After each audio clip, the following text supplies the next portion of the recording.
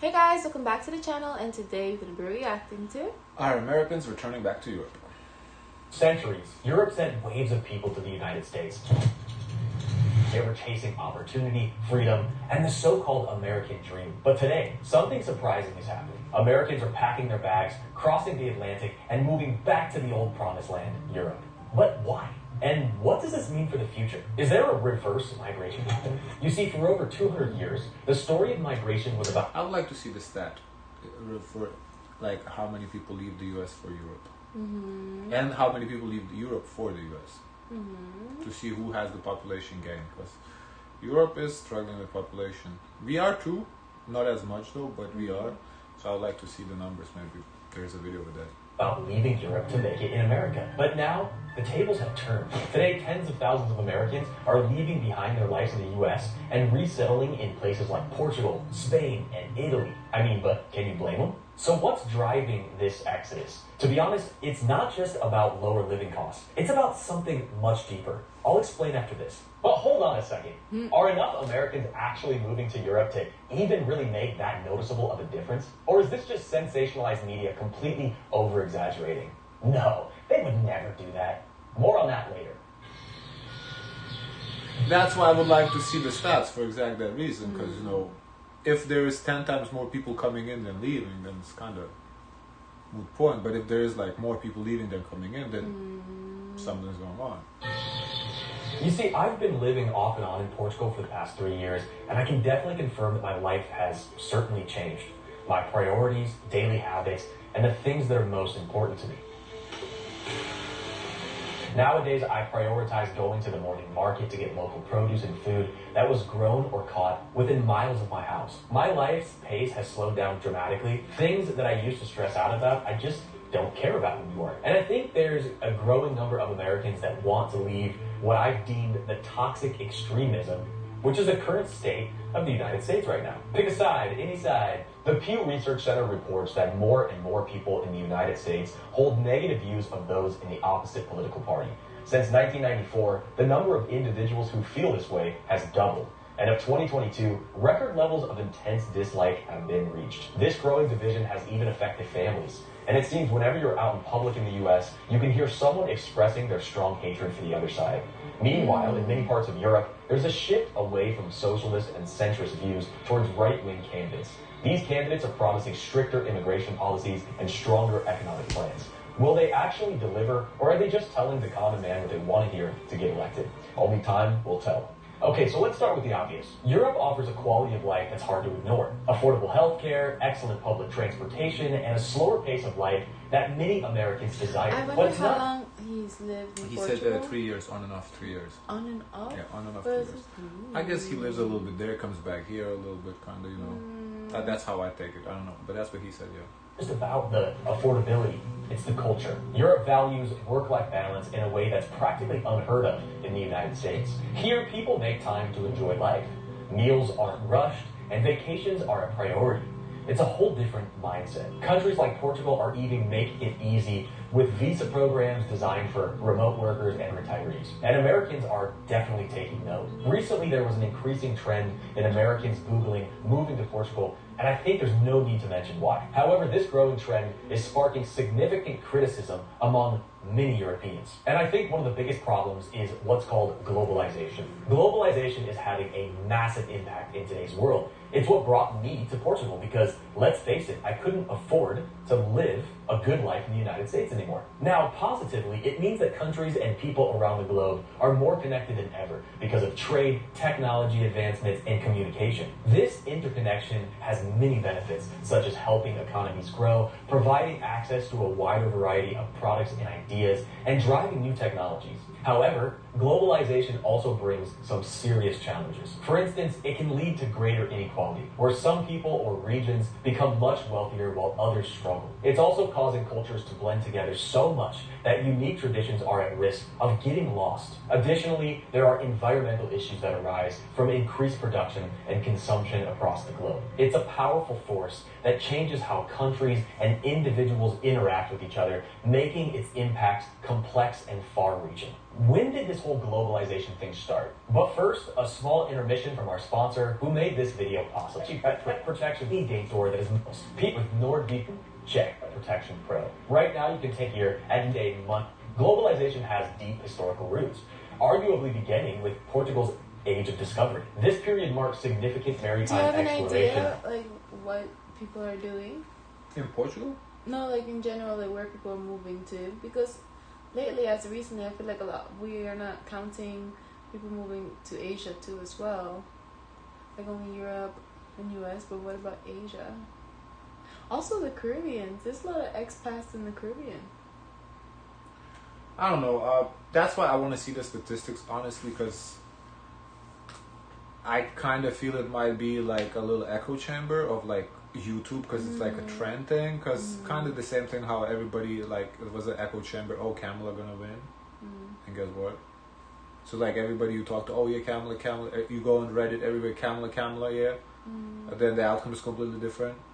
So I feel like this might be also another that thing where, like, yeah, on YouTube it's popular to like, oh, expats leave, blah blah. But when you look at the stats, I think they might not reflect the reality. That's why, because I don't know anyone personally, or haven't heard of anyone personally leaving.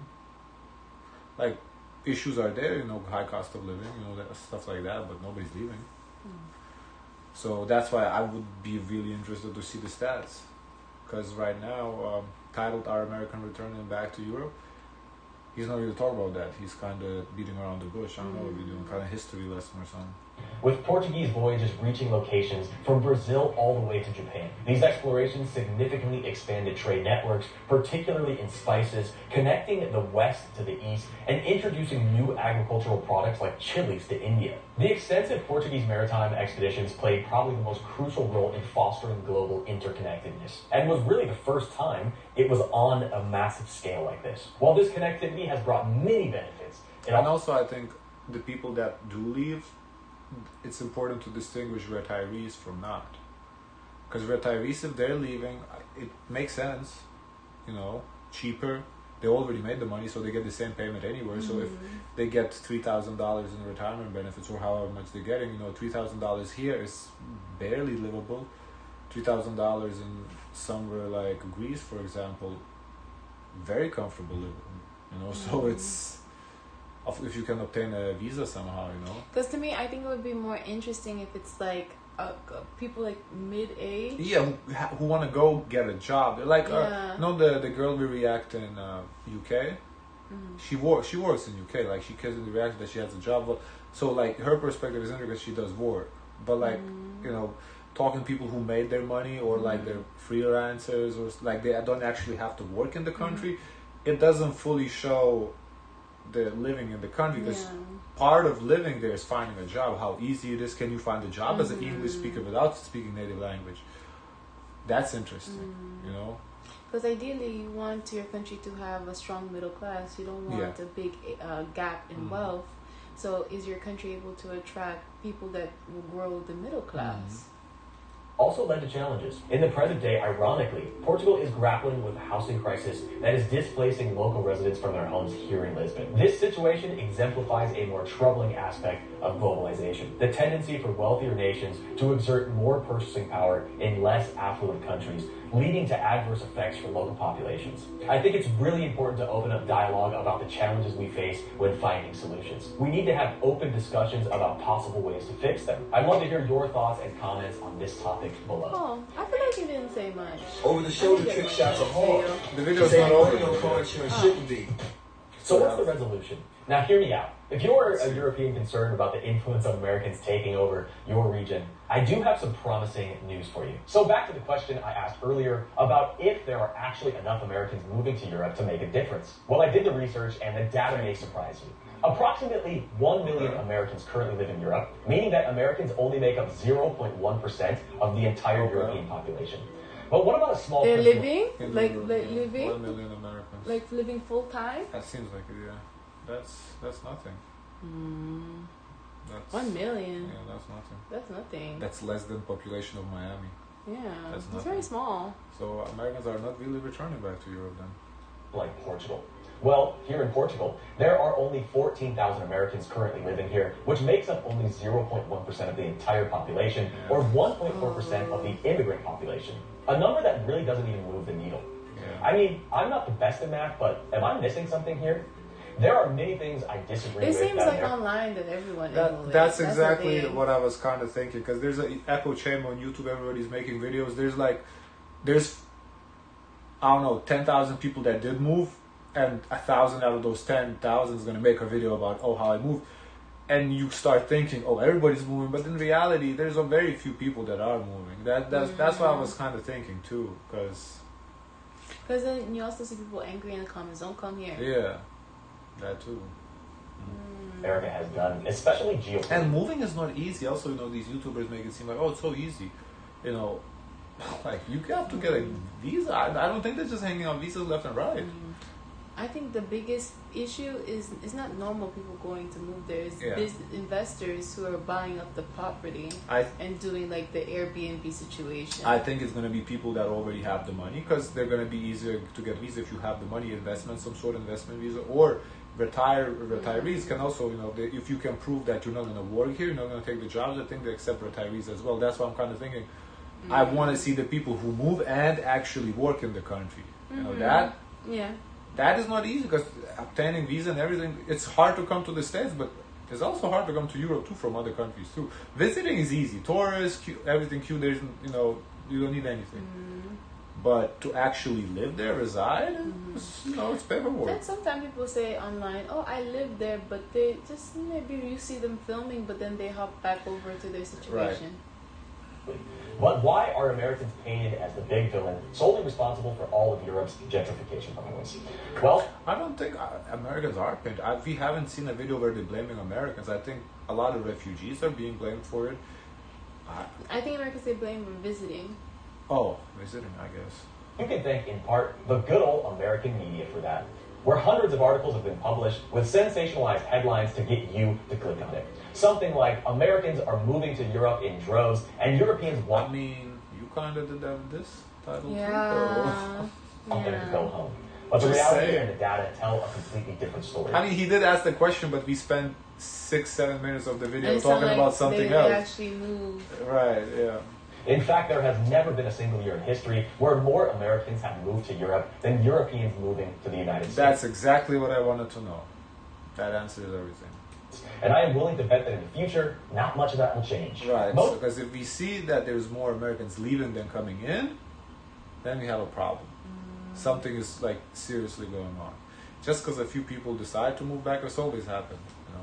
Americans have this idea that America is the best country in the world. It's been ingrained in them at a very young age, so why would they want to leave? Walmart.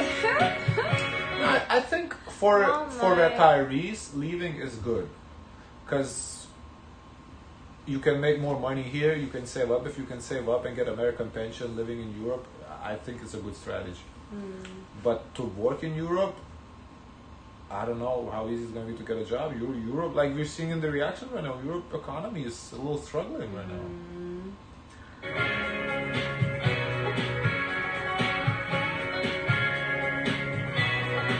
Job? Is that it? He's just showing American things?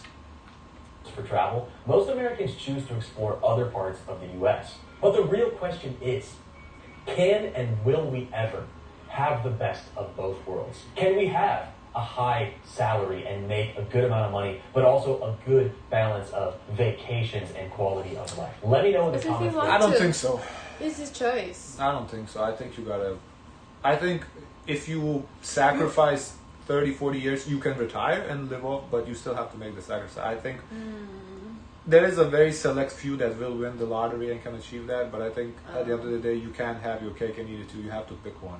It depends on a lot of variables. It is like a lot of luck. There's a lot of luck involved, yeah. Like if you knew at the age of 9 to save up to have a home. Or if you bought Bitcoin in 2011. And not trade it for pizza. And not sell it because you saw it raised to like $100 to $1,000, right? It's a lot of luck crazy. involved. Yeah. Life is crazy. Guys, of course, let us know your thoughts. Don't forget to like, comment, and subscribe. Join the Discord and the soys. share as much kindness as possible.